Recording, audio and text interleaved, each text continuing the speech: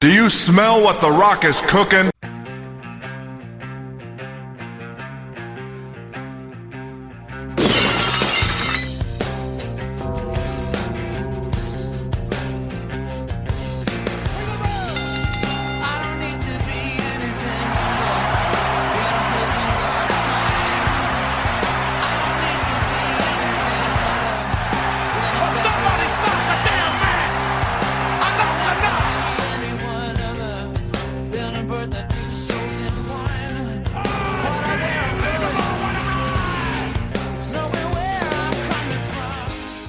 Tree Hill Wrestling Federation podcast brothers and sisters. Guess what? Oh my god, dude. Guess this what? is something else right now. This is a moment in we time. We have moved our podcasting space, our podcasting studio now downstairs in our house, and I'm looking at my Stone Cold Steve Austin shelf.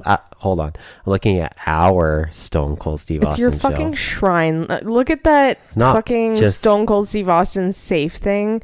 It's a door knocker that you got me. It's a door knocker you got me for Father's Day. No, I think you were supposed to like be able to put shit in it. No, it's a door knocker. You got it for me for Father's Day one year. Yeah, and it's never like worked, but you know, it just looks cool. I love it. But yeah, we're in the brand new Clover Studios here, and wow. Yeah, the 4-leaf Clover Studios. Oh my god, no. We name our studio after Ken Shamrock. No. Yeah, no. But he's still lame to me. It'll take a little while. We'll get there. But I am Sean Harris. And I am Aaron Kosker. And I am so comfy right now. Oh, so these chairs, dude. Sean has been talking about, we should get gaming chairs for our podcasting chairs. And I'm like, which ideally, yes, that'd be a good idea. No. Like, I am a distracted person. And like at work, I just roll back and forth from wall to wall, like, because my desk is like right between two walls. And I just roll, like push myself from wall to wall when I'm bored. So I would get like, if I'm not talking and you're just blabbing on, you just hear these wheels rolling across the floor. So that's a terrible idea. And I was like, no, we got to do something that's like comfier. So instead of buying chairs, my brother moved out. We have a podcasting space downstairs now. And we happened to have hand-me-down reclining chairs from my great-grandparents when they passed away. Oh, they're so comfy, dude. And these are our podcasting chairs. We've got a coffee or an end table in the between us. And we can literally recline and podcast. It's pretty fucking amazing, dude. Oh my god, this is the best. And I think that Stone Cold shelf there that I love to look at now, full of Stone Cold goodness. Also that framed pictures of a house show that I went to when I was 10 years old at General Motors Place, before it was Rogers Arena, with Stone Cold Steve Austin on top in the main event. But I think we've amalgamated this together. Now it is our Stone Cold shelf, because I think you appreciate Stone Cold just as much, almost as much as I do now at this point. Almost as much, bro. Like me, he's my like soul wrestler. Have you accumulated enough Stone Cold merchandise where you can have a Stone Cold Steve Austin shelf? No, but I'm also not a collector of stuff like that. I collect vinyl records for my favorite bands. How do you show your appreciation to our Lord and Savior, Stone Cold? I allow you to have a Stone Cold shelf. You allow me? On the mantle. We had it upstairs on the mantle. You allow I me. gave you that space when we had to have the room for the baby. And, now we're paying more rent so that you can have your own man cave. It's a wonderful thing. And space with a whole ass mantle. And I must say, it's a stone mantle. This fireplace is all like stone, made of stone. It's a cold stone mantle. It's really cool. We'll get pictures once it's all completed and there's not a shit ton of boxes laying around. But like, It's a cold got stone cold mantle. Dark wood paneling on either side, and then the stone fireplace all the way up to the ceiling, and then this one, like these two big pieces of stone, and they kind of overlap in the middle, and it looks pretty fucking cool. It is growing on me. Like before I'd be like, I need it to be straight because it would just make more sense. It would be more uniform, but it's starting to grow on me, and I appreciate that now I can dub it the cold stone, cold shelf. See, when we lived here when I was a kid, my parents had like cool shit that they had found. Like my dad had like old driftwood things that he had found, just like whatever, and he had them all displayed up there. It was pretty cool. Well, now we don't have driftwood. We have cold stone and stone cold. Yes, it is Tree Hill Wrestling Federation podcast, and we are here for the 43rd time. Took us 43 times to finally get a podcasting space that's not our kitchen table. Yes, exactly. But we're here. We're finally doing it in our downstairs in our 4-leaf clover studios. No. It just makes sense, dude. I veto that name. Okay, well, you better come up with a better one for the next episode then, dude. I get you one more week to find out a better name for our studios, because if it's not better than 4-leaf clover studios. Why does it have to be 4-leaf clover studios? Well, we live on Clover, and we have a character named 4-leaf we don't need Clover. We don't need to advertise what street we live on. Yeah, but they don't know. They don't know. They know we live in Chilliwack, BC. Well, because you just We've talked about it in previous episodes. Well, come find us and fucking fight us. Come pick up your own damn stickers. We don't have to ship them that way. Exactly. 4-leaf clover studio. So it's up to you to figure out a better name, dude. Yeah, 43 times we've been here. We're in a beautiful new space, looking at all my wrestling nerd shit everywhere. It's pretty awesome. I haven't set it up yet, but it's going to be set up over the next few days. It is an awesome time, and I'm so happy to be here, down here with you. And I don't know how well you can reach me with a drumstick if I start playing the Nation of Domination theme. So I like that aspect as well. Your drumsticks are in the garage. All but one. Yeah. Because there's one. Actually, there's a few in that box, too. But there's one upstairs on the kitchen counter. But you know what? Whatever. I'm comfortable. I'm comfortable My too. Pregnant ass is so comfortable right now. My hips are killing me after yesterday's moving of furniture and picking up 100 toddler toys, that I'm just like, this is like amazing. I couldn't imagine sitting in those kitchen chairs. Here's me right now. doing all the heavy lifting and not sore at all. Episode 43 says, fuck you, I'm season pregnant. 2. My hips are separating. Yeah, I get it. Tell me 45 more times. 43 more times for every episode that we've done. Season 2, episode 21. What could have been, with a question mark after the what, because our Lord and Savior, Stone Cold Steve Austin. We are the podcast that amalgamates One Tree Hill and the wonderful world of World Wrestling Federtainment, and we're here to talk about this particular episode of One Tree Hill, and another Canadian Nova Scotia edition of Monday Night Raw. We went to Nova Scotia We last did. summer. And we drove by the arena that they had this Didn't we? Monday Yeah, Night we did. Raw in, and also the Citadel that was also just kitty corner to this arena we also saw as well. But Nova Scotia's beautiful. If you've never been, go. It's gorgeous. Yes. And we will talk more about Nova Scotia when we get to the wrestling piece. But first, it's the One Tree Hizzle, my nizzle. What's going on in episode 21 of the second season? We only have 2 episodes left after this before the end of the season. So you know shit's going down. Yep. Shit is going down. So Nathan, after being in the hospital after his car accident, returns home to an eviction notice. 1 episode after I said, I know. didn't I say exactly when he'd be know. getting out of the hospital? That's kind of, I mean, Dude, it's so Hollywood, bro. Yeah. Something happens, They're in the hospital. The whole next episode, they're in the hospital. The following episode, they get out. That's just the way it is. It shows how serious it is that they're only in there for one episode. So there's an eviction notice on the door and a pile of bills. Yes. On the counter. Back when you would get physical bills. Well, now you get email bills.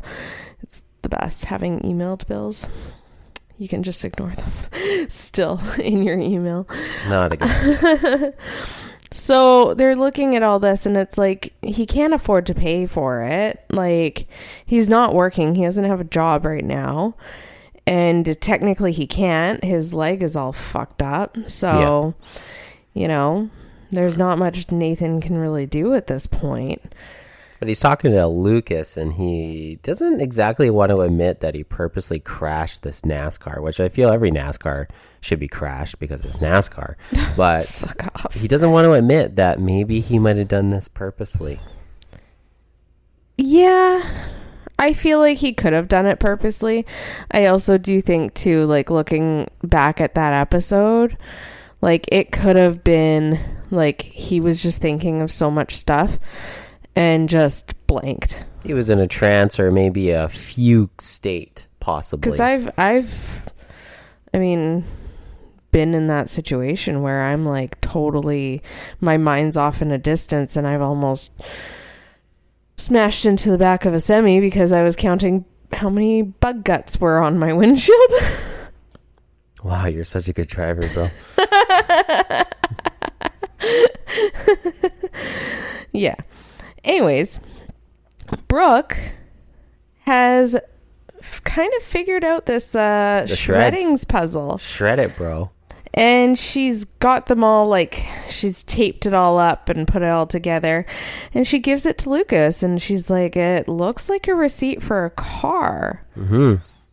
So interesting. Why would he be shredding this? Like, it's business stuff. Yeah. Like, I know for TELUS and Kudo, if we have like customers' information, like whatever, anything like that, what we do is we have to send it to Iron Mountain, where we keep it in our store for 4 months. Fuck is Iron Mountain?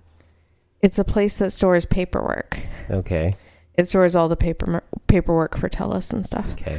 So we keep 4 boxes worth. That sounds epic as shit. And each month we have to ship a box where we have the CME, the cash management envelopes. Why are you talking about this? Because you're supposed to like keep your paperwork. You're supposed to store it and keep it for how many fucking years? I don't remember. But they take it and then they deal with it. And eventually at the end of it, they shred it. Okay. You don't just go and fucking shred it yourself. Sure. But this is a mom and pop, like, privately owned fucking car dealership. He should still be keeping that paperwork. Privately owned car. I'm not saying he should be shredding it. I'm just saying, you know, this is a fucking TELUS, okay? It's also, okay, Dan is just a snaky piece of shit. So, yes. You know. Much like people who work for TELUS. Fuck off. Excuse me. I'm not a snaky piece of shit. I didn't say you were, specifically. We'll be right back. FORE GRIPS. Ditch the rubbers. Wrap your shaft. Are you a golfer who's constantly searching for that perfect grip? It's time to stop searching and start swinging with FORE GRIPS. Oh, okay. We're doing the golf ad. FORE GRIPS brings you comfort, control, and style. The ultimate combo for golfers. FORE GRIPS are designed to elevate your game. Whether you're a pro or just hitting the green with friends, the right grip makes all the difference. They've got everything from classic to modern styles, so you can find a grip that fits you perfectly. Plus, they're engineered for durability, giving you long-lasting comfort and control so you can play stronger and with more confidence. Head over to foregolfgrips.com and see why so many golfers are making the switch. And right now, you can get 25% off with our exclusive listener discount. Just use the promo code THWF at checkout. And we would like to thank FORE GRIPS for sponsoring the podcast. Remember, ditch the rubbers, wrap your shaft.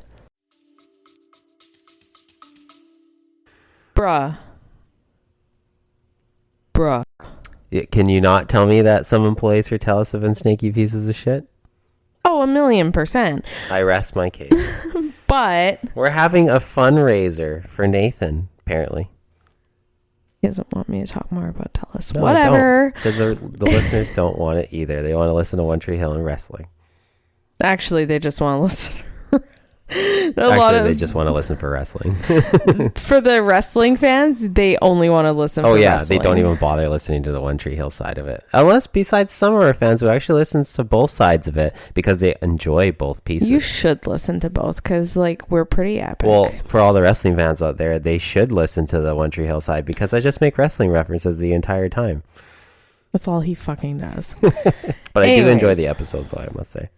So they're coming up with a fundraiser for Nathan to help pay for these bills, keep him in his apartment, and they're coming up with some ideas. And what were the ideas, babe? Oh, man. What kind of ideas? Possible maybe a brothel idea? Yeah. Fucking Tim. Maybe something to do a trick. Maybe have like a concert, like a fundraising concert. They were the first suggestion, I think, was a car wash. A car wash, and then they're like, anything with cars is a bad that's fucking kind of a idea. bad fucking look right now. And so they settle on a movie night at Trick instead of a benefit concert, which anything with concerts right now is not exactly the best look either for Nathan, seeing that his estranged wife is out fucking some other dude. Excuse me, you can't say she's doing that. Well, all the signs point to that. But Peyton, though, she is the star of the scene because she is wearing a deep purple Machine Head sweater / t-shirt, and that is absolutely the best Deep Purple album and my favorite Deep Purple album as well. Absolutely legendary piece of music there.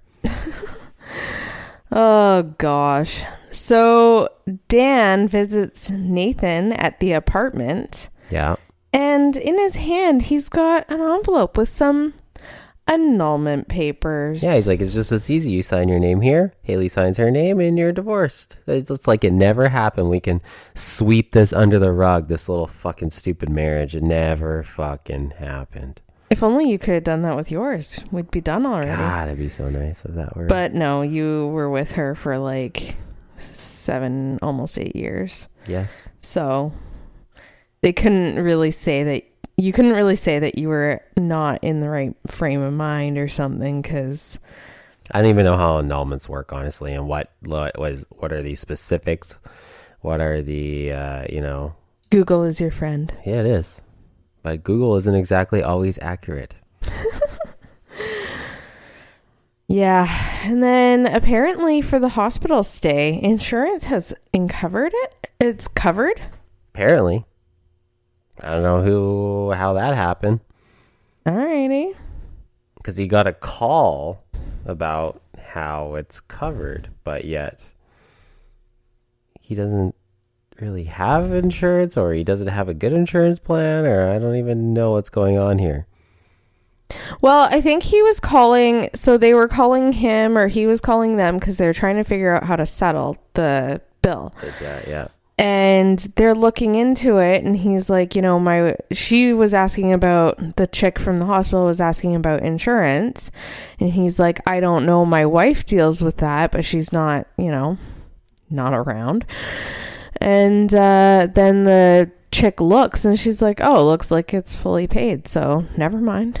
Maybe Haley's making so much fucking money on tour that she just fucking paid it off. Doubt. I highly doubt it. Doubt. She's probably not making fuck all.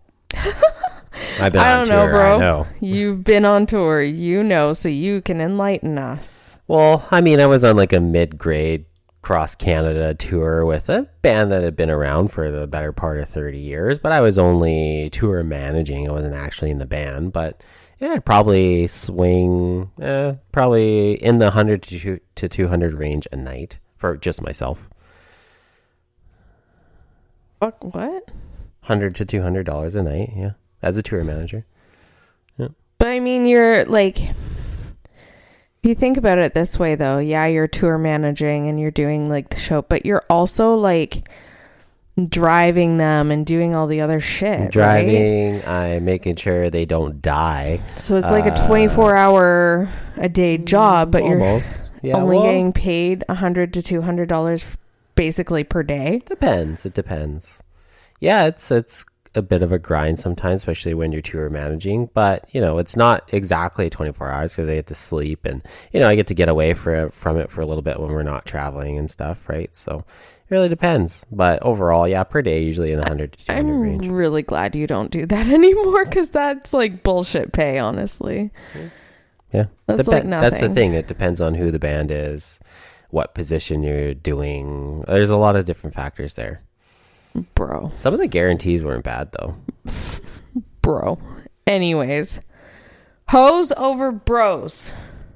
Okay. Brooke kind of admits, because Peyton sees it, that Brooke has feelings for Lucas again. Yeah. And she says, like, we're totally over this whole love triangle thing. Like, I have no feelings. That was so last season. I have no feelings for Lucas. Like, go for it, is what Peyton's saying.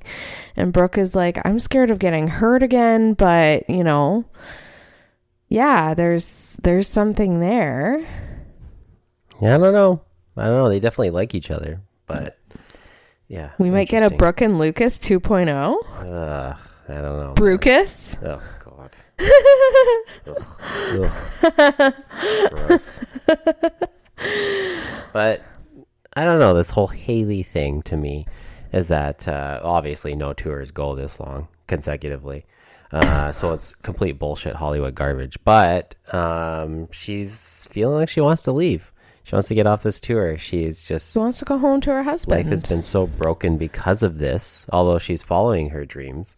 But the tour manager definitely tells her, hey, you're going to be replaced in no time if you leave, right? It literally is a business. And that's why they call it the music business, because it literally is one. And, that's just kind of the nature of the beast. If you're not on top, you're on the bottom. Yeah. Yeah, you are the one that has the insight on that. I do not. Yep. It's all about making money. It's literally what it comes down to. And you can be passionate about the music and you can do it for the music and all that. But when it comes down to it, it's literally about making money and being a business. Yeah. Yeah. All right. So Lucas and Andy, they're talking about this whole thing with, these receipts that have been uncovered by basically Brooke. Brooke's the one that helped with it. And they're talking about how it's a business scam. It could be that Dan is writing down these values. Invoices basically of saying, I sold this car for $9,000, but then the person ends up paying $12,000 because that was their handshake agreement. So, the cash isn't on the book, so he ends up making an extra $3,000 per transaction, but it's only $9,000 on the books. So now they're trying to figure out, well, what's this money going towards? Exactly. What's he hiding? Fucking Dan. Nathan and Peyton have a little bit of a talk. They did. It was sweet. We haven't really, when Nathan and Peyton were together, he was such a dick to her. Yeah, such an asshole. Such a dick. And now he's so different. Yeah, they had a real heart-to-heart foundation talk here. Wow. And, yeah. You've been waiting to say that for how long? Since I wrote it. It's been a week. So you've been waiting to say it for a week. To say that. Oh, my God. A real Bret Hart to Owen Hart foundation conversation. It's a heart foundation conversation here between Peyton and Nathan. But it's just sweet seeing how these two are as friends. Yeah. Because I think they so have each other's backs as friends. Yeah. But as a relationship, that was shit. That's garbage. Yeah. Toxic. Eventually they get to this movie night at Trick. Still can't put a K at the end of it.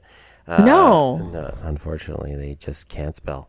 But they're in the Carolinas, so That just answers our question right there. Wow. You know who lives in North Carolina? Ric Flair. My aunt. And Ric Flair. I don't care about I don't know Ric if he Flair. lives there, but he's from there. It's hilarious because they start this whole movie night, and what the fuck? It's what movie? Okay, so if you're gonna have a movie night for a fundraiser, what movie do you think they'd be playing? Well, the thing is, hang on. Yes. Hang on. So what Peyton said when she was on stage is they were going to play some cartoons. Yes. Like they were going to play something lighthearted, whatever. Sure. Well, fucking Mouth had gotten stuff from the media closet at school. And I guess the film canisters were all mixed up. Yeah. And oh my god, what was the movie called? It was a movie describing it was like Red Asphalt. It was a documentary style movie describing the number one killer of teens is car crashes, and fucking Nathan's like, turn it up, like this is awesome. Yeah, he was so into it, but it's hilarious that on this show, with the amount of car crashes and accidents we've had so far, is there literally a PSA video about the dangers of drunk driving and driving under the influence of drugs and alcohol. So Nathan was pretty stoked on this, but the thing about Red Asphalt is I've never actually seen it, but it is in the guise of other so-called movies like these that kind of teach kids the right way and don't be that person to be the drunk driver. Is that they're very graphic.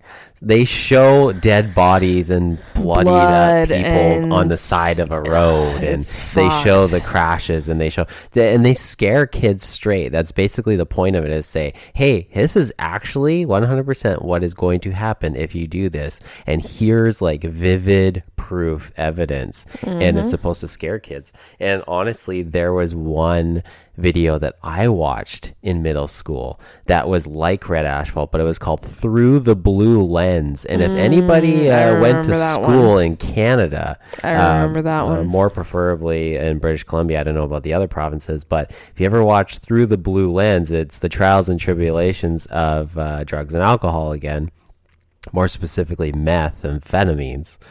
I guess they're showing some crazy drugged out cocaine. meth heads and cocaine addicts, but it was bugs. Intended to. I remember that when I watched that, and it showed like how they have like the scabs all over their skin because they think that there's bugs crawling in their skin, but there's not. Coke bugs.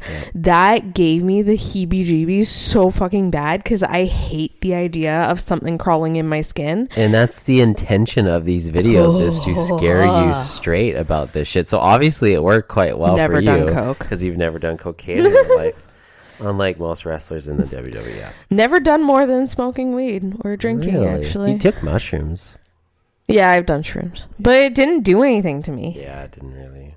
Yeah, fair enough. But yeah, if you want to scare your kids straight, go watch Through the Blue Lens or Red Asphalt. Yeah. Fuck. Karen is heavily missing Keith. So she's missing Keith so bad, she's trying to like send him emails, and she sent him like a bunch, I guess. And then she writes this one like, this is the last time I'm going to reach out because clearly you don't want to be reached out to right now. And I just hope you're doing okay and whatever. She hits send. Yep. But like, okay, so I know you were kind of making fun of her, like she's obsessed with Keith. That's her best friend. That guy basically helped raise Lucas with her. But he ended up making the relationship weird. He did, yes. But I mean, the situation before Karen left for Italy, like she had kissed him. Yeah. So, I mean, there's a lot of different layers to that. And yeah, now just with everything going on. I don't even know where the fuck this guy is, man.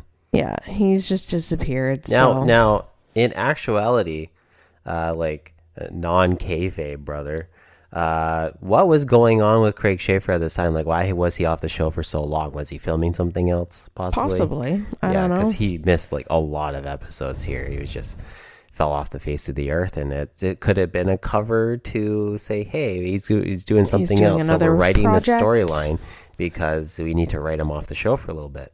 Yeah, could have been. Yeah.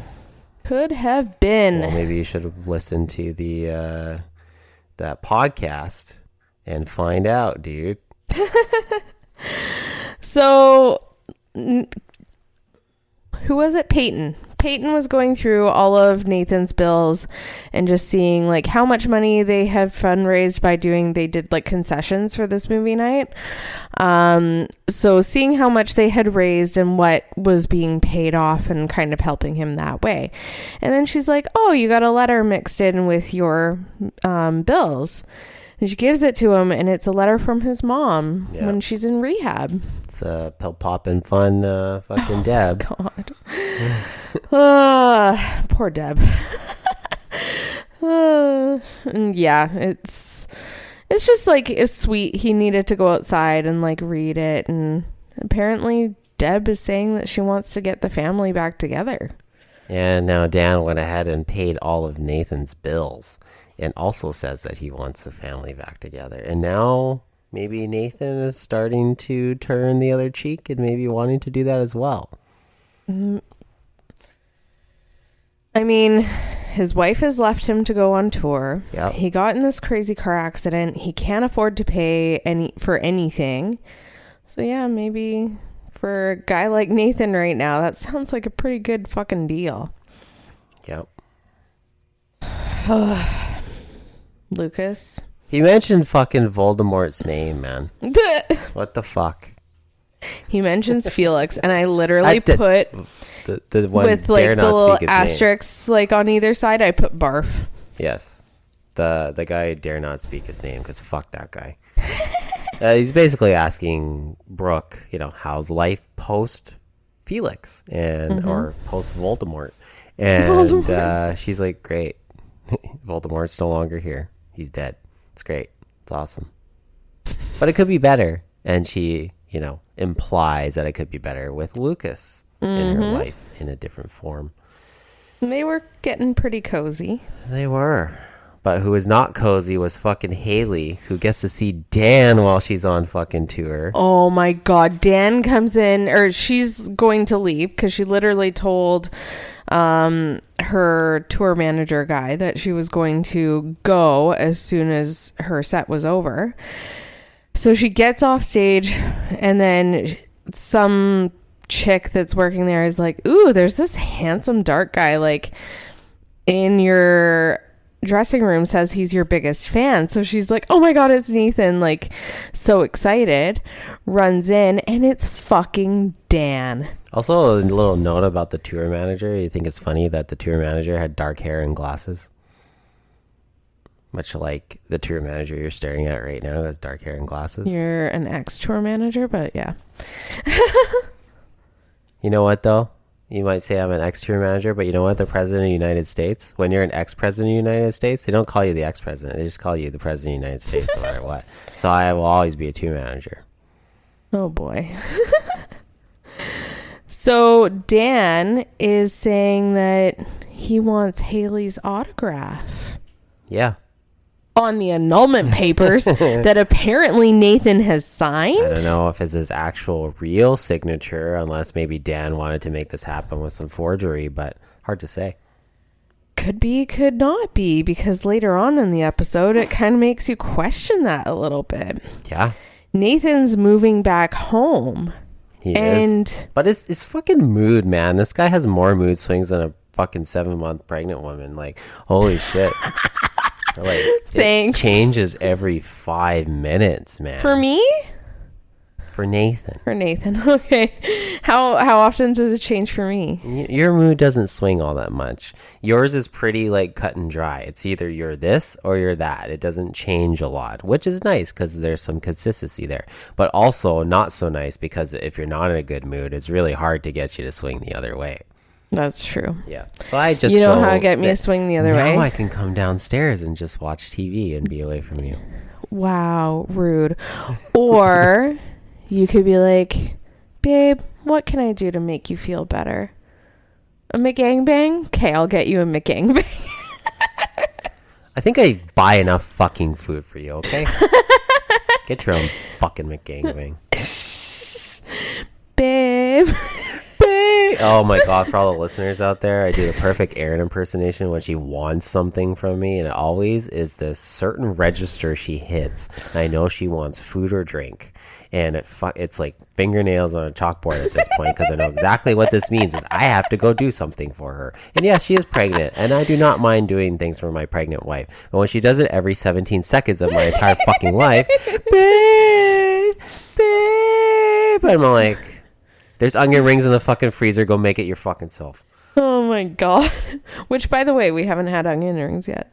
That's very true. That was going to be our dinner. It was going to be our dinner, but we skipped it. But we will be eating that post-podcast. Okay, fine. Yes. So Nathan is moving back home. Yeah. Is what the decision he's come to. And when he's talking to Lucas about it, he kind of implies that, you know, maybe things with Haley would be better if they did get an annulment. Wow. Like, so it kind of hints to you that it's possible that he did actually sign it. Yeah, for sure. But with Dan, you never know. So it's kind of like confusing. Wild. It's still confusing. You still have that question mark in your head about it. Yeah, so it's pretty fucking wild here. And not only that, too, is Brooke, she's kind of going through a bunch of her old shit in the house. And she sees a whole bunch of Lucas Payton memorabilia that is not exactly... That Lucas has kept. Well, it's a box that fell. She was putting all this stuff back from doing the puzzle or whatever, cleaning up or putting away her own shit. And this box fell, and she's putting everything back in the box. Yeah, and all these pictures and things and art and stuff falls out that involves Lucas and Peyton. So it did. But she was on the phone with Lucas at this point because they were. She was gonna make a move on like maybe asking him out on a date. But now it brings up all these harsh memories, and not only that, earlier when they were at Trick, Lucas left Brooke to go talk to Peyton and kind of give her the go around a bit. But well, Brooke saw that and she wasn't too impressed. Peyton was clearly upset. She was crying because she's missing Jake.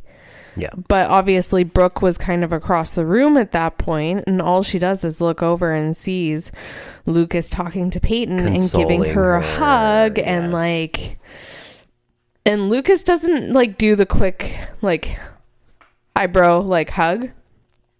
No, it's a long like embrace, and it's like, ooh, okay. Yep. So she's feeling a little not confident anymore about this. It feels like she's just gonna get hurt. Yep. Dan's scam turns out is a college fund for Lucas. $95,000. So Dan's been writing these receipts is only like $9,000, but charging people like $12,000 for a car, whatever. But like only putting on the books $9,000, so he pockets the extra $3,000. And so it's, if you do this enough times, it's definitely going to catch up with you. Yeah, that's the thing, right? Yeah, But yes, going to come. But accumulate. Andy, you know, feel like he's onto something here, but you know, he asked the question, "Do you really want me to keep digging?" And Lucas is like, "Yeah, keep digging." But the thing is Nathan asked Lucas to stop digging, stop fucking going after him, and he still gets Andy to continue to dig here, and it ends up leading to fucking Lucas moving out of Dan's place when Nathan moves in. Because he wants to lay off Dan, and you know he's back with Karen again. Yeah, which Karen's thrilled about. Yep. Haley's also not leaving tour anymore. Nope. And the tour manager's like, "Oh, I thought you were going home to your husband." And she's like, "What husband?" She's like crying. Ooh. And we get a reply from Karen, for Karen from Keith. Yeah. He says, "Thanks." JK LOL. Wow. JK LOL. He says LMFAO JK LOL. That's what he says. No, he says thanks. Where it says Thanks. TY. TY. TY. dash K. Wow, dude. Yeah. But now that Lucas has moved back in with Karen, obviously Brooke is still there. But Brooke goes the whole, we're just friends route. Well, She friend zoned him. and then Lucas goes and puts his stuff down on the couch because that's where he's going to sleep, because obviously he can't sleep in the same room as Brooke because Karen and her rules. Yeah. But yeah, she's He's all like, upset and shit now too. Karen was going to say like the ground rules thing. And Brooke's like, we're just friends. It's fine. These fucking cats, bro. Normally in the kitchen, like we would lock them out of the kitchen. But But being nuts right now. now they're just so curious about what we're doing down here. Yeah. And yes, we could close them out from being down here. But like the thing is soon we're going to take that door off and just have the baby gate. So Exactly. they're going to be down here anyways. Fair enough. Yeah. But yes, this episode, yeah, honestly, it was okay. Wasn't that great. It was about average. So I would give it a $2.95. Damn. Could have been better. There was a couple goody moments, but overall, it was just kind of a bit of a drag, honestly. Wow. Yeah, I'm sure it gets better. I mean, we're coming up to the last 2 episodes of the season here, and I'm sure it's going to get real fucking good, brother. But not as good as the July 21st, and that is my dad's birthday. So we it is. celebrated my dad's, that would have been his 42nd birthday. How old were you? I was 8. You had old parents. Yeah. My dad was 42 Bro. and I was 8. Bro. That's going to be like us with these kids. Yeah, Fuck. absolutely. I'm okay with that, though. July 21st, my dad's birthday, episode edition of Monday Night Raw, emanating from where, babe? Halifax, Nova That's right. Scotia. Halifax, fucking Nova Scotia. Here we are. And yeah, it's pretty cool that since Canadian Stampede going into fucking SummerSlam, we have alternating countries for each Raw. So the first Raw was in Edmonton. Then they went to, I don't even remember where they went to the second week. Yeah, I don't even remember. Oh, San Antonio, Texas for the second week. Then they go to Halifax. And then next week they go back to the States with Pittsburgh, Pennsylvania. And then SummerSlam being in New Jersey. The first New Jersey show in a very long time because of some weird fucking laws that barred wrestling from New Jersey for the better part of a decade. You'd think that New Jersey would be all about that shit. You would think, but we'll start to understand a little bit more about this in the coming episodes. But on this episode that emanates from Halifax, Nova Scotia, Canada, because we don't know where Halifax is. We don't know where Apparently. Nova Scotia is, but we know where Canada is. It's all tucked away down there, like an American would say. And we're in Down there. we're Sorry, but we're like your hat. Yes. Yeah, Bruh. America's hat. But yes, we were in Halifax, Nova Scotia, Canada. One of the most beautiful places on earth. But I love how, Jerry the King Lawler is such a heel. He always tries to downplay where they are and say it's such a shit town. But even so, he tries to take down Nova Scotia. But even when he says, this is a fucking terrible place and, I'd rather play Naked Twister with the Golden Girls than live in Nova Scotia.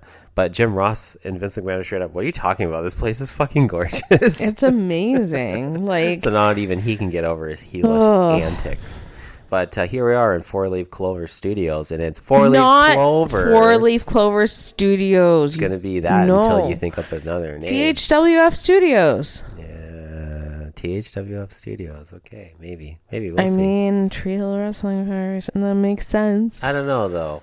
I don't think it should be named after the podcast. I think it needs its own name, like as a place. It's an actual entity, right? We'll need an actual original name that's not Tree Hill Wrestling Federation Studios.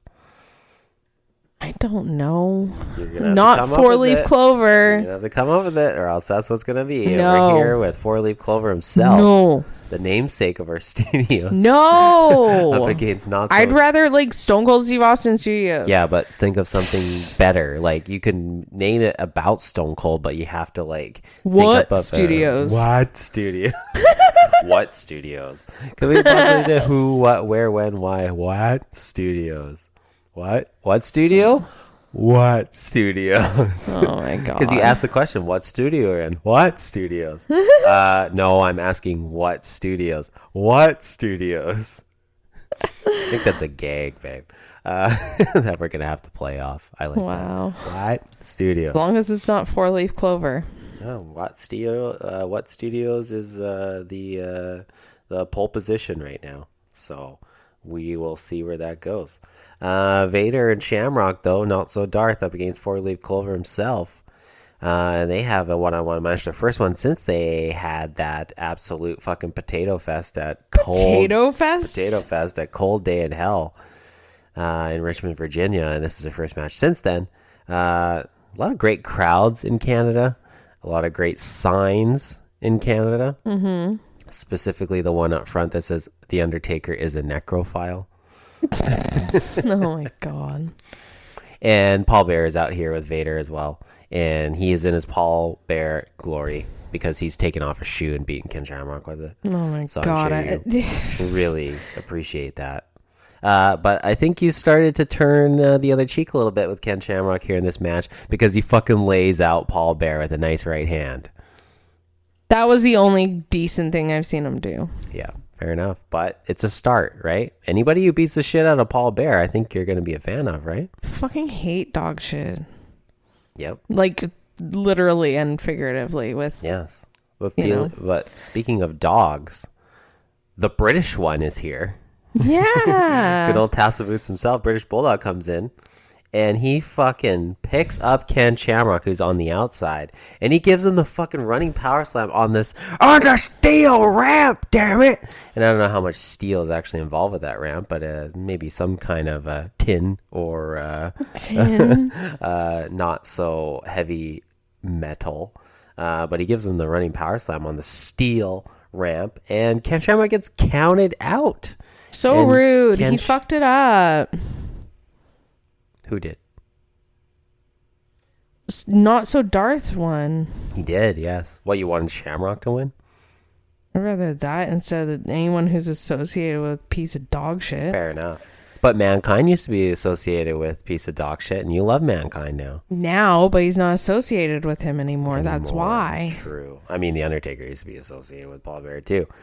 Yes, but that was prior, like, to when we started doing this. I don't know how much you would like The Undertaker if you started watching him as when Paul Bearer was his manager. Because Paul Bearer was his manager for, like, almost 6 years. Yeah, when he was his manager for that short little, cup of coffee. Yeah. He was coerced into that. Yeah, though. you could tell it was something like he did not want to, and you could tell he wanted to beat the shit out of him. But they were like best buds for like 5.5 years. Ugh, gross. Yeah. You would not see The Undertaker without seeing Paul Bearer right there. Ew. And Paul Bearer carrying around that urn, that was the source of The Undertaker's power. That's right. Look at this cat. Yeah, she's cute. But you know who's cuter is Bulldog, who power slams fucking Ken Shamrock and causes this fucking count out victory. But I love how Vader post match he's like, I'm the man, I beat Ken Shamrock. Do I'm it. like, okay, so Bulldog came out and attacked your opponent and you got counted out because of that. But you're the fucking man and you win the match because of that, because you're so fucking tough. Fucking this guy. Yeah, it's pretty hilarious. Yeah, hospitalization is free in Canada, don't you know? Unlike those gutless, rotten hyenas in the States who have to pay if they cut off a finger. Ugh. More specifically, $30,000 per finger. We're also getting big red gum ads. Mm-hmm. Because we can chew big red gum, whatever that is. Apparently, Never had it. Owen is into toe sucking. Wow. Wow. Okay, but before we get into the weird Toe sucking? before we get into the fetishes. weird fetishes of the Heart Foundation, we get a promo package for Brockus. What the fuck is that? Brockus. It's Brockus, dude. Oh, I didn't pay attention. Yeah, Brockus. He's this gigantic, jacked German guy, and his name is Brockus. It's Brockus. Yes. I'm Brockus. Lame. Anyways, Heart Foundation are out after the Brockus promo, and Vince McMahon seems very beaming going into this promo, but it feels like he won't be beaming much later on in the episode with the Heart Foundation. Nope. But Bret Hart grabs the mic. Can you guess what he says this time? Something about hyenas. You know what's funny? He said nothing of the sort. Didn't talk about how he was the fucking king of the jungle. Didn't talk about how he just can't wait to be king. He did not talk about gutless, rotten, stinking hyenas. He did not talk about any of this. Amazingly enough, he changed it up this week, and he talked about how last week he felt like he was in a bad dream. He felt like he was in this terrible place of San Antonio, Texas. Oh my god. And America is one giant toilet bowl. This guy needs to stop fucking yelling. That's what he does, dude. It's irritating. He gets his point across, man. If he said it in like a very like sullen, like not very loud voice, it wouldn't have the same effect. America, they're just a giant toilet bowl. He's just so annoying. I know, like, there's full other of crap, wrestlers that yell, like Stone Cold Steve Austin yells. He yells all the time. But he's not as annoying. To you. But, it would make the same sense if he was just like, yeah, America's just one giant toilet bowl and they're just full of crap. No, it's got to be, America's just one giant toilet bowl. And everyone in America's full of crap, just like that toilet bowl. Someone needs to shut this guy up. Put a fucking ball gag in it, dude. But yes, there's this big flag match. It's a 6-man tag flag match. If you've never seen a flag match before, an American flag, or any country's flag for that matter, is in one corner on a pole, and then the Canadian flag is in one corner on another pole. And the team pole stars. Pole stars. Great minds think alike, brother. The team to grab their country's flag first wins. So it's literally a game of physical capture the flag. And they're having this tonight, and it's Bulldog, Owen, and Brett against the American teams. And we don't know who is on Team America World Police tonight, but we will find out shortly. Bulldog likes to talk about how he just power slammed Ken Shamrock on the mat, which he did not. He power slammed him on the ramp. Yeah, he's And making it then- sound better by it being on the mat. Not even as good. It's more devastating to do it on the ramp as opposed to the mat. But yes, here we go. Owen Hart refers to Toe Stone Cold sucking. Steve Austin as Stone Cold Slime Austin. Last week he had bliss deck so he can kiss his ass. And if he can't kiss his ass or kick his ass, he can suck my toes. He's into it. And then Austin comes out and says he's going to stick his toes up all their asses. But it's great because Austin's a full-blown heel in Nova Scotia because, he's Mr. Texas American redneck himself, and he's in fucking God's country. Well, he thinks God's country is a living hell as he's in Nova Scotia, as he flips off the fans.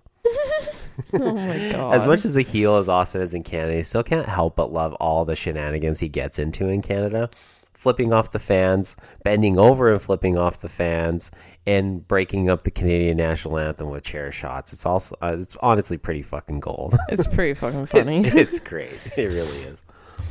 They have a bit of a stop point here where Jerry, the King, Vince, and Jim Ross are talking about factions in the WWE, and now we have a fair amount now because we have this faction warfare going on between the Nation and Los Boricuas and the Disciple of Apocalypse, otherwise known as the Sons of Anarchy, and before the Sons of Anarchy were a thing, and the Heart Foundation as well. But even after all these, and now we also have the Truth Commission I think too. the DOA Yeah. I'm going to call them butt buddies. Butt buddies.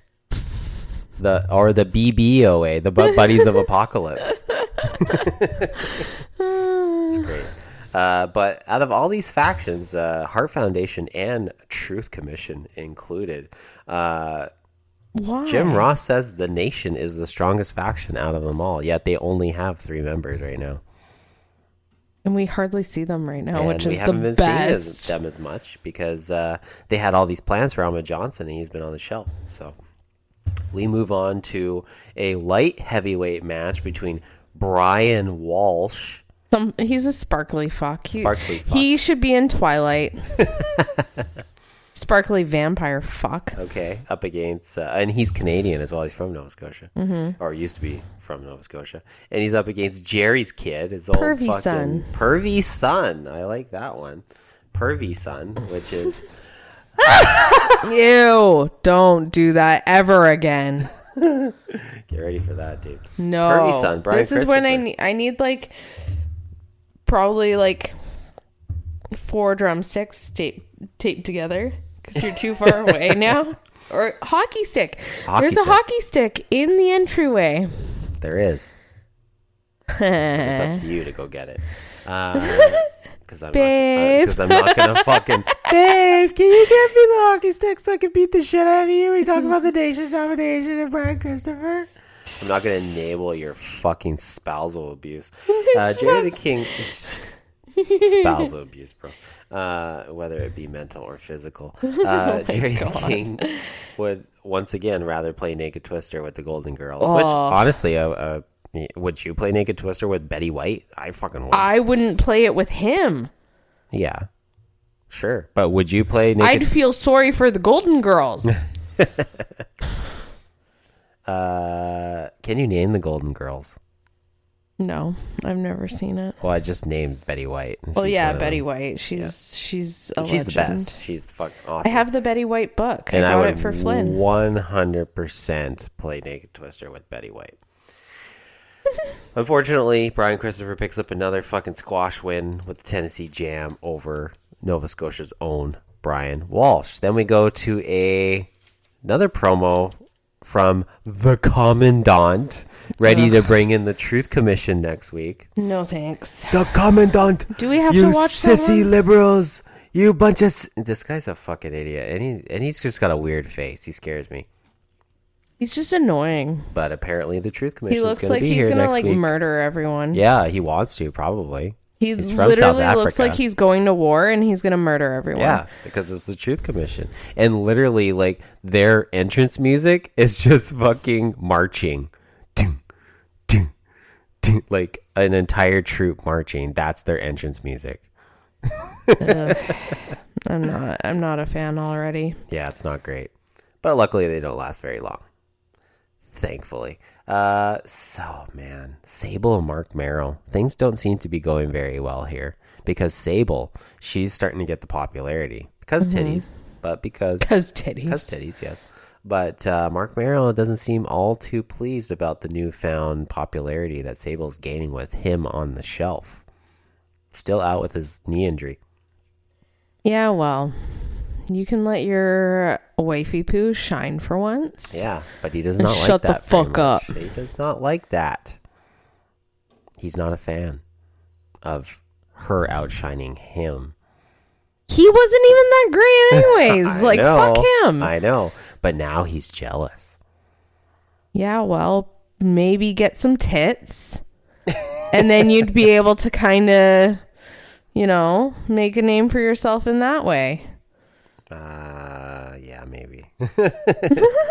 And then we have the Mick Foley retrospective about Dude Love. And we haven't seen much of Dude Love this episode, but we will see him later. We will get to more of Dude Love later on. They just kind of go over kind of the genesis of all this with Dude Love. And obviously, he might be around a little bit later. Hippie mankind. Hippie mankind. All right, we have a number one contenderships triple threat tag match. Very interesting rule set here for the triple threat tag match because triple threat matches have 3 guys in the ring. Usually 3 tag team matches will only have 2 guys in the ring at a time. They have all 3 of each member of these teams, and whoever wins will get the next tag team title match against Stone Cold and Dude Love. It's weird to say that they're the tag team champions right Yeah, now. that's funny. I'm so used to saying Owen and Bulldog, but now it's Stone Cold and Dude Love, which is great, honestly. But it's the Headbangers, the Hardcore Fucks, up against the Blowjob Bros, the new Blackjack, up against the Hillbilly fucks. the Godwins. Gross. With their new attitude. Gross. Legion of Doom had a promo just before this match started, and at SummerSlam there's going to be a match between the Godwins and the Spiky Dino Bros. But the LOD, because earlier in the year, back in April, with the Doomsday device, they actually broke Henry Godwin's neck, like legit, and that's why he was out for a while. And so real life neck breaking, foreshadowing, dude. And oh man. In this promo, they're like, well, last time it was an accident that we broke your neck. Next time we're going to do it on purpose. It's like, holy shit. Like, you purposely want to break these guys' necks? God. Like, holy shit, man. So that's it's pretty nuts. But, yeah.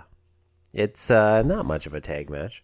Also, it's fine. It's okay. Interesting rule It's set. fine. It's okay. Fine. It's okay. Interesting rule set going into it, but hilariously enough, even before the match started, again, we heard from all the teams. We heard from the Blowjob Bros, and they said nothing, and we heard from the Godwins, and they said basically nothing. But Headbangers before the match, they're like, "Oh, we're ready to go. We're refreshed. We had a whole 38 minutes of sleep before this." 38 minutes of sleep. I died. I could never just do 38 minutes of sleep. I've done 38 minutes of sleep before. Actually, that's a lie. I have. Of course you have, and I have too. No, bro. There was, one day. We're going to go down a little road of history for Aaron right now. Okay. Okay. So, in one day, I worked 2 shifts, 2 8-hour shifts in one job, Yeah. and 1 4-hour shift at another job, with the one job being in Chilliwack and the other one being in Aldergrove, basically Langley. So, I had to drive back and forth. The amount of time that I actually had to spend at home in that 24-hour day was only an hour. To take a shower. An hour to take a shower and get ready, or half an hour to take a shower and get ready, and half an hour to sleep. That was it. That's all I got to actually be at home. I worked 20 hours in one day. My sister and my brother had to drive to Aldergrove to pick me up from work that night because I could not drive myself home because I would have fallen asleep and died on the highway. Wow. Okay. So 38 minutes sleep, bruh. 8 minutes longer than I got that night or that day. Whenever I did it, I think I slept at when did I sleep? I think I slept at fell asleep at 7 a.m. and I woke up at 7:30. If you were in a car accident after your 30-minute sleep, at least you live in Canada with free healthcare. Godwin's here. They get the bucket out again, and they win. They win with the bucket shot. Doesn't seem like a very hard bucket. Seems like, again, tin. But I digress. They are now the number 1 contenders for Dude Love and Stone Cold, and they absolutely stand 0 fucking chance of winning those tag team titles. Would you agree? Yeah, I don't like these guys. Don't blame you. Neither do I. Shawn Michaels. The most Prom King is back! charismatic, the most flamboyant, the showstopper, Oh my the god. main event, the WrestleMania, the Heartbreak Kid, Shawn Michaels, Oh my god, dude. is here in Nova Scotia. And he's sticking Canadian flags down his pants. So that's a real good way to get some heat in fucking Canada, Oh bro. my god. And yet, what's this about this hurt knee that Shawn Michaels has? You know, he's limping around. He's all bum knee. He's not doing so well. You know, he's feeling so hurt that he's just doing backflips off the top of the top rope. Fuck's sakes. It was so funny. I'm like, bruh. Yes. That's quite an improvement. Yeah. Amazing recovery here. I like how he calls Jim Ross Girth Brooks in this in this promo. But he just keeps going on. I mean, he's dripping fucking sweat in this entire promo. Drugs. Yeah, 100%, dude. Drugs. You know, bro. there's two different Shawns. There's good Shawn and there's bad Shawn. And in this period, for the next little while, we get bad Shawn. Later in his career, he's good Shawn. Not at this time, dude. Good Shawn is, he saw the Lord, he changed his life around, he didn't do drugs anymore, he's a family man, and he's one of the best, if not the best wrestler of all time. Bad Shawn makes bad decisions. Sounds familiar. Bad Shawn does make bad decisions. Luckily, I'm in my good Shawn era right now. You are in your good Shawn era, I'm and in I my appreciate great it. Shawn era right now, but I used to be bad Shawn. I'm really glad you were over that phase for the most part when we started dating. Yeah, exactly. But he loves to gesture to his dick and tell Canada and Nova Scotia, more importantly, how much they suck. Maybe he's telling them to suck it, maybe? You know what? As I do the gestures. So back when I was in elementary school, I think. Yes. I hung out with some friends. Maybe it was middle school. I don't remember. But I was hanging out with some friends, and there was this guy who actually happens to work for some car dealerships in Chilliwack, or has worked for some car dealerships in Chilliwack. Right. And he would do that move, that suck it thing, like all the fucking time. And I was like, dude, you're so lame. Like, just stop. So you just would stop. Now find out that that's a wrestling thing. And I never knew that. This is one of the first times that Shawn Michaels does it. And we're only a matter of a month or two away from it being very prevalent in WWE. Suck it! Yeah. We're almost at suck it times in wrestling. So Interesting. We're getting this there. is going to give me flashbacks to literally elementary and middle school. Oh, yeah. Yeah. And just for reference, in my fourth grade class, there was a student who does not need to be named, because he might listen to this podcast, who was a big fan of the suck it gesture and kept doing the suck it in class. And the teacher caught him and sent him to the principal's office. And all the way... Is he someone I know? No. Oh. But I don't need to divulge names. But he was quite the suck it fan. Protecting the innocent. Protecting the innocent. Or yes. the... Yeah. Or the guilty. Guilty. In this case. Protecting the guilty. Protecting the guilty in this case. But yeah, he was a big fan of the suck it gesture. And when the teacher sent him to the principal's office for doing this in class, all the way out the class and into the hallway, he kept telling his teacher to suck it. Suck it! Oh my God. Suck it! You know what? You know how many people back in 1997 and 1998 paid $20 at Zeller's for the dick sucking t-shirt? A lot, dude. Almost as much as the Stone Cold shirt. Wow. Yes. Yeah. I literally went to Zeller's and paid $20 to get a dick sucking shirt. Why? 'Cause suck it. That's why. Oh my God. And Shawn Michaels is telling Nova Scotia to suck it, but they especially want them, or they especially want him to suck them. Because now, much like you fucking somehow predicted, like Paul Bear getting set on fire, you successfully prognosticated. Prognosticated? What the fuck? means predict.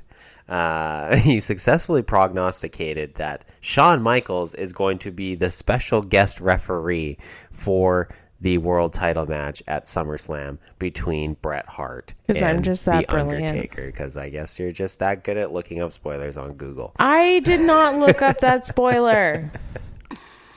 Okay, brother.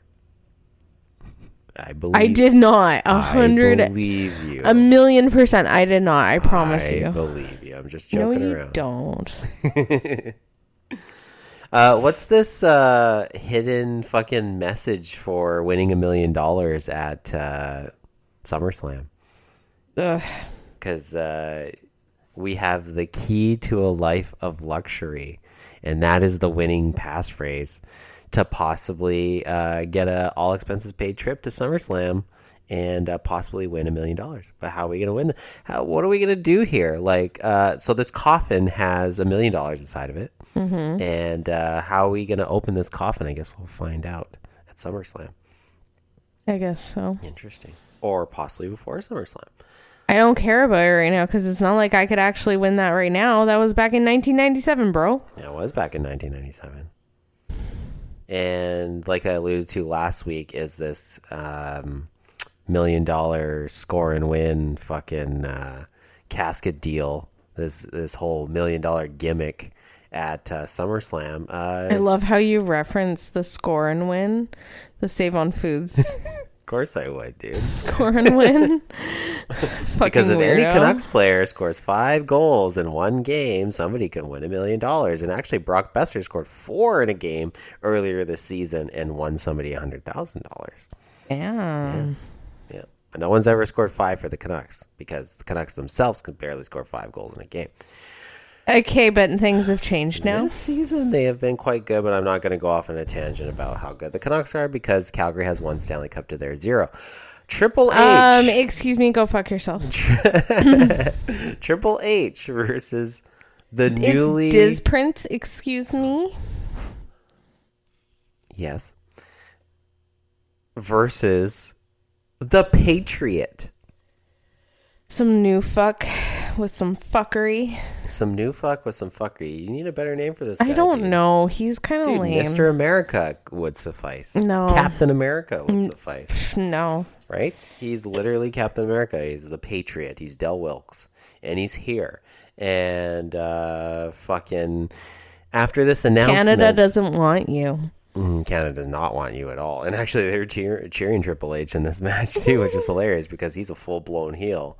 He's a dastardly one, and yet... and he's American as well. And he's American. And yet, Canada still wants him to beat the Patriots. Just because, like, people who are like, oh my God, America, and they, like, wear it all over themselves, like... Oh, yeah. Dude. America. Yes. America. Land of the best. But this fucking announcement from Shawn Michaels being the referee, and he also said in his interview that if he was at all biased towards The Undertaker, so if he tried to screw over Bret Hart in the match, is that he himself would no longer ever be able to wrestle on American soil ever again. Yeah. So now we have this wrinkle of Shawn Michaels being the referee. He's not allowed to play favorites. He's got to be impartial. He's got to call it right down the middle. And even with that wrinkle, Hart Foundation come out and holy shit, Bret is pissed with this fucking stipulation. Fuck. And this was intense. Oh my God. I like, honestly, the whole time I'm sitting there and I was like, honestly, if I were Vince in that situation, I would have been like, you're fucking done. You're fired. Get the fuck out of here. Don't come back ever again. Bret again lays his hands on Vince at the commentary That would not table. be okay. Like, hello, He's already HR. pushed him over once before. Hello, dude, this HR. is wrestling, dude. There don't is care. no HR. But yeah, he goes after Vince. And wouldn't you know it, 4-time world champion Bret Hart gets fucking jerseyed by Vince McMahon at the commentary table. Vince literally pulls Bret's shirt over his head. And, gives him the old hockey jersey he gives him the hockey jersey treatment in Canada. So, honestly, go Vince here. Like, Pretty smooth Yeah. move. And they're going at it. Don't take that shit. And he doesn't, man. He doesn't back down from shit, man. You know, Vince, he may not Like, be a wrestler, but Brett he's not was going to take no shit. so out of line. Yeah. I get he's pissed about the situation, but the thing is it's already been said that Shawn Michaels can't favor Undertaker over Brett. Like, and here for the rest of the show too is that Vince is obviously shook after all this went down. Because now they've referred to him as the owner so many times that everybody knows he's the fucking owner. He's not just a commentator anymore. Yeah. Pretty crazy shit. But everybody just forgets about the match. Yeah, I was like, holy fuck, I don't give a shit at all what's going on. And just kind of a nothing match. But we get another promo from your favorite piece of dog shit, Paul Bear. He's here. And last week he said that in this episode, he will have proof that Kane is alive. And what better proof that Kane is alive than a statue of the Grim Reaper that's cut in half, that the Undertaker has one half and Kane has the other, and he has Kane's half. Isn't that a great way to prove that someone's alive? This guy's just so irritating. Can he just go, like, die? You know what would prove that Kane's alive? If he brought If he Kane. actually was there? Jesus fuck. But will we see Kane? When will we see Kane? What does Kane look like? We don't know. I know, but you don't. Oh boy. Google. No, I'm kidding. Google. Don't you dare, bro. I'm kidding. Don't you fucking dare. The only thing I Googled was because I still need to do that picture of Spiky Dino Bros and Kim Cattrall. Yeah. And we also kind of skated back the fact that China is here with Triple H as well. Oh, yeah. I totally forgot she was there. China. China. China. People think I don't like China. I love China. China. China is the new China, by the way. China. China. China. I deal with China. China. China. Big league China. So don't tell me about China. I know China. China. And by the way, I love China. I mean, I love China. How can you not love China? I love China. China. China. We are the nation of domination.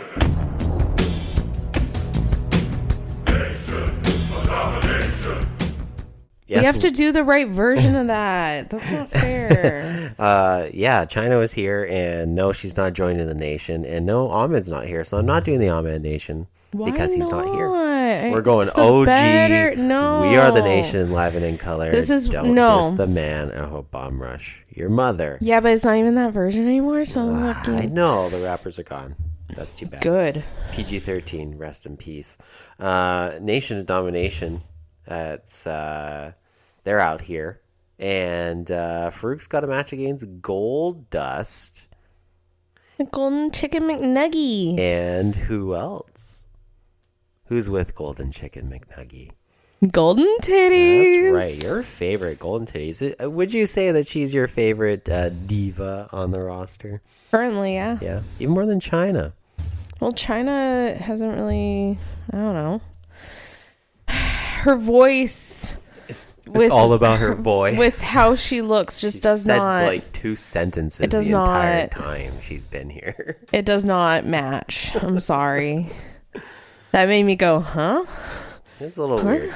But she changes a little bit over the years, for sure. But boobs? Yeah.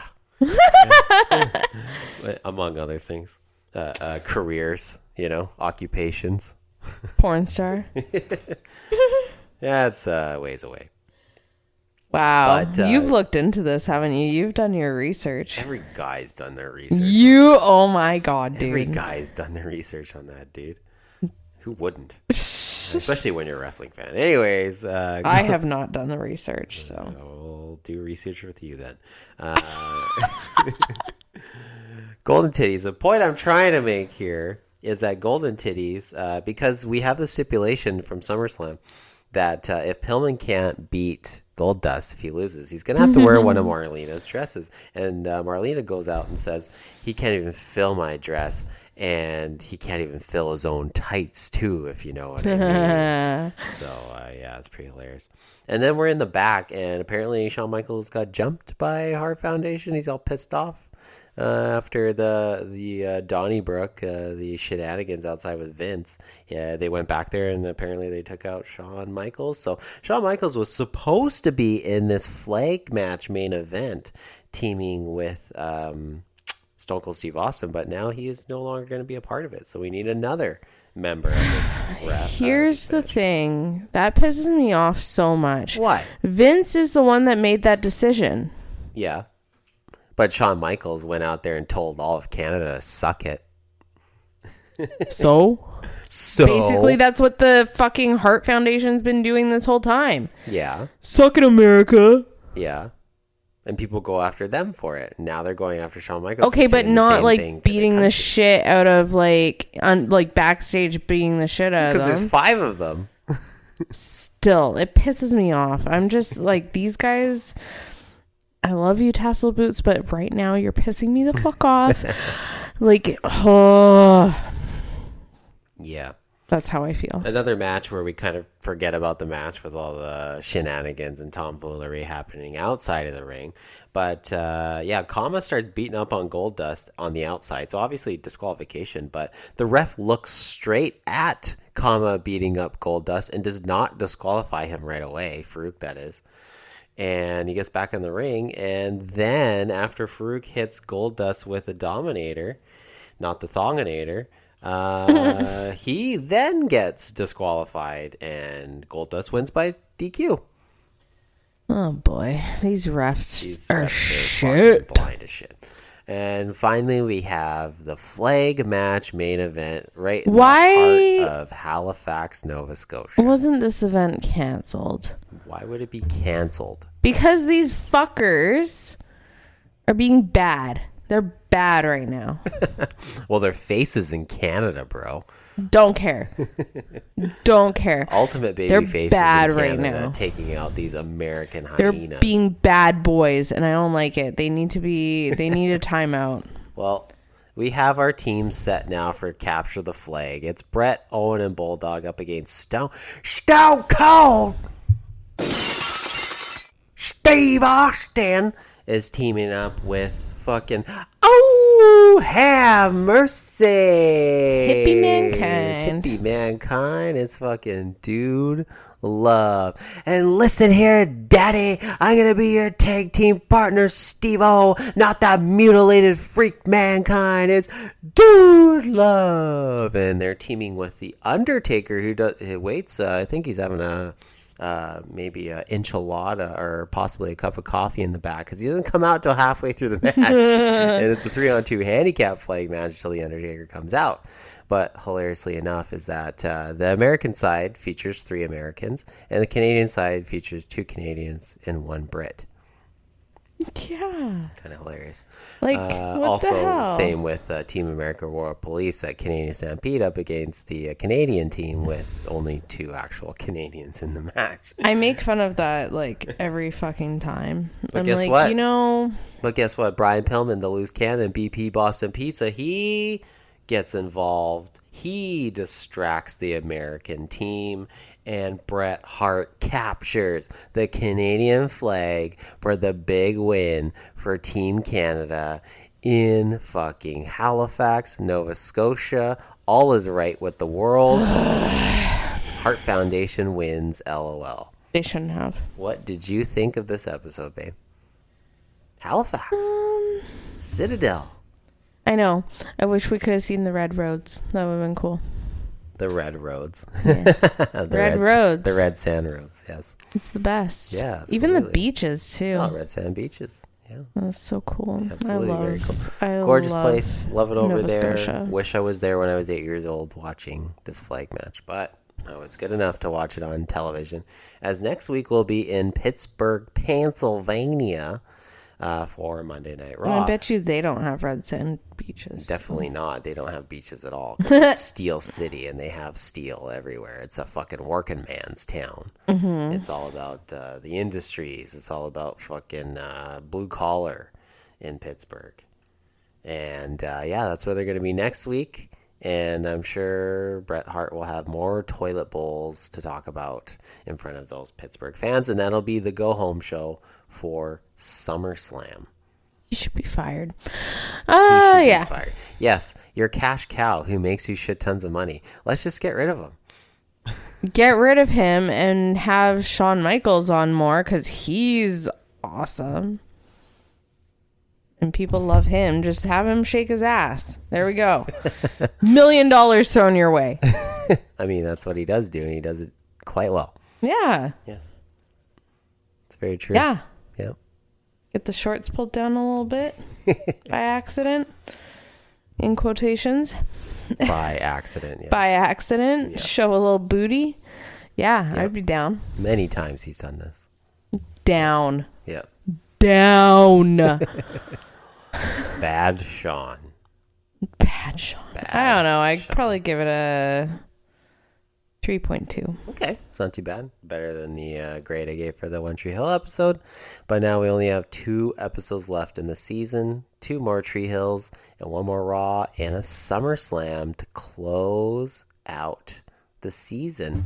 And luckily enough for all the fans out there, you can listen to us on any streaming service, including Spotify, Apple Podcast, Google Podcast, and iHeartRadio. And we didn't do that at the beginning. We were talking about We're too our busy podcasting talking space. about fucking what The studio- podcasting space. What studios? Like, starting to grow on me because it does involve Stone Cold. I knew it would. Yeah, and you can also hit us up on all the socials at treehillwf.podcast, like Instagram and the TikToks. But yeah, dude, we're getting down to the wire here, and luckily enough for all the fans, I got really baked the other day, and I came up with fucking amalgamated wrestling and Tree Hill related titles for all of season 3, and I think I did pretty good with them too. I'll give you a little preview, a little look-see, a little inside baseball, a little peeling of the onion here. Is here's a couple of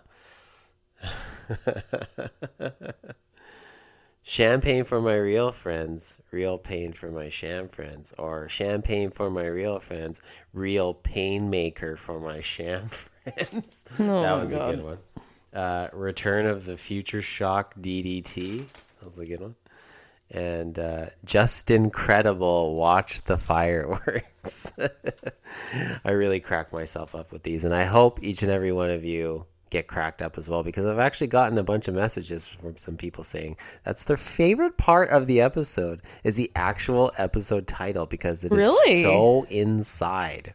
That people actually really appreciate the album titles, the episode titles, because It's so funny. they are so fucking nerdy that only the nerdiest of the nerds will understand them.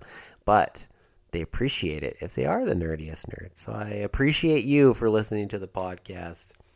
We need to go through and do season 4 too, because we had done when we started doing the podcast, we did 2 seasons worth. Yeah, so I'm gonna have to do another season worth to catch up, and I only have to do 9 seasons worth. 9 seasons, 9 yeah. seasons worth. I can do And that. season 9 is pretty short, so Okay. short and sweet. Short and sweet. Give me something good to eat. And here we are, putting a fucking bow on top of episode 43. 2 left this season. Shit's going down, brother. Yeah. Yes. Yeah. Oh yeah. How have you liked this season of Monday Night Raw so far? Been a fan?